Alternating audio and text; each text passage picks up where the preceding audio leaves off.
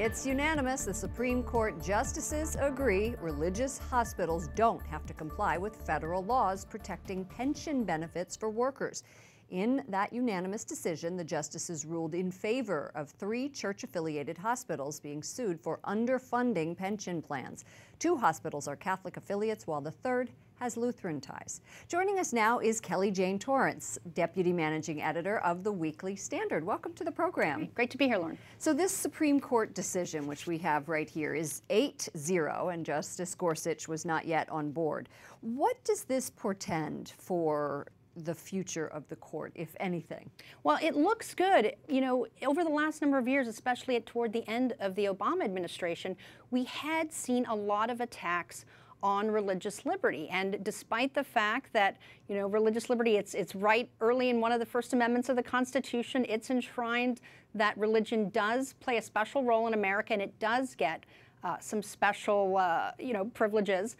The Obama administration was trying to take those away and move towards taking those away. Now, in this case, it was actually some lower courts that had decided that, despite the fact the law says if it's a church-run institution, it does not have to follow the same laws as everybody else. The pension laws, which are short-termed ERISA, E-R-I-S-A. Exactly. Right. So that's the Employee Retirement... oh, it's right here. I know. Income Security Act of 1974. Exactly. And, so I think it's good that the court is recognizing that you have to look at what the law says. And despite the fact that some people don't like the fact that religion has a special place in American society, the law says it does. And one thing I find interesting about this is they were suing because these groups were exempt from the requirement that pension plans be fully funded and insured.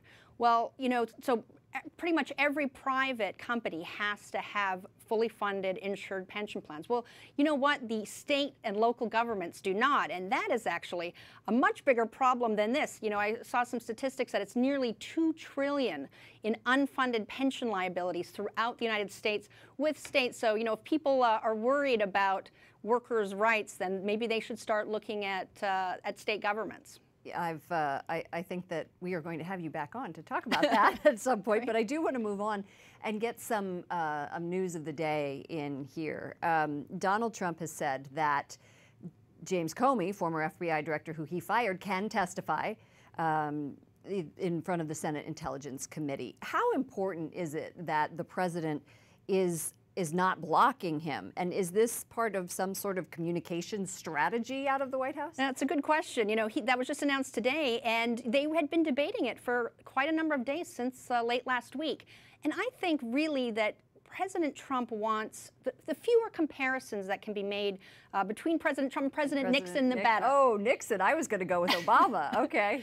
So, no, I think that, especially with, having fired Comey, a lot of people were comparing it to Watergate.